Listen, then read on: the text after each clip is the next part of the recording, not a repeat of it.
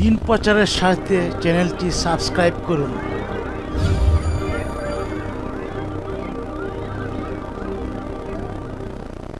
নাহমাদুহু ওয়া নুসাল্লি আলা রাসূলিহিল কারীম, আম্মা বা'দ। সুপ্রিয় দর্শক ও শ্রোতা, যে যেখান থেকে আমার এই অনুষ্ঠান শুনছেন বা দেখছেন, সকলকে অন্তরের অন্তঃস্থল থেকে প্রীতি এবং শুভেচ্ছা জানিয়ে শুরু করছি।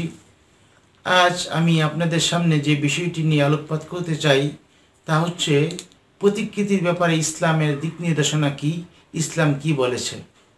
মুসলমানদের ঘরবাড়িতে জীবের প্রতিকৃতি সংরক্ষণকে ইসলাম হারাম ঘোষণা দিয়েছে।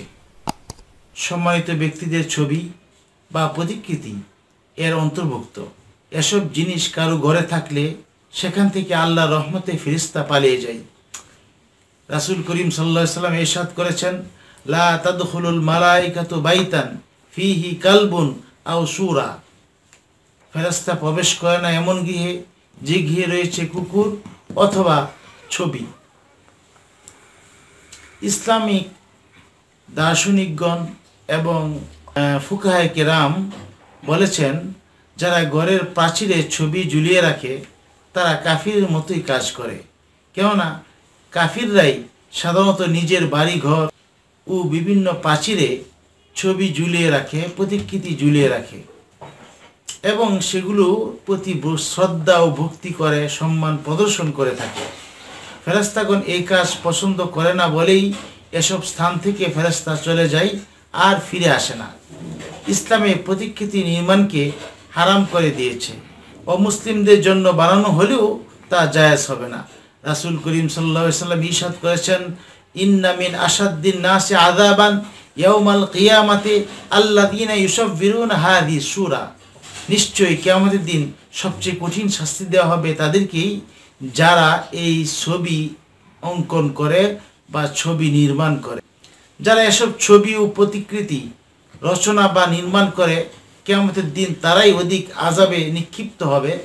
অপর একটি বর্ণনায় বলা হয়েছে, রাসূল সাল্লাল্লাহু আলাইহি ওয়াসাল্লাম সতর্ক করে দিয়ে বলেছেন, মান সাওয়ারা সূরাতান, যে ব্যক্তি কোনো ছবি অঙ্কন করবে, কুল্লিফা ইয়াউমাল কিয়ামাতি, তাকে কিয়ামতের দিন বাধ্য করা হবে ওই ছবির মধ্যে রূহ ফুৎকার দিতে, প্রাণ সঞ্চার করতে।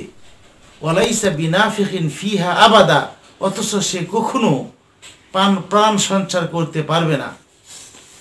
ঠিক এ কারণেই রাসূলুল্লাহ সাল্লাল্লাহু আলাইহি সাল্লাম বলেছেন, ইন্নাল্লাযীনা ইয়াসনাউনা হাযিহি সূরা, নিশ্চয় যারা এই ছবি বানাবে, ইউআযাবুনা ইয়াউমাল কিয়ামাতি, কিয়ামতের দিন তাদেরকে শাস্তি দেওয়া হবে।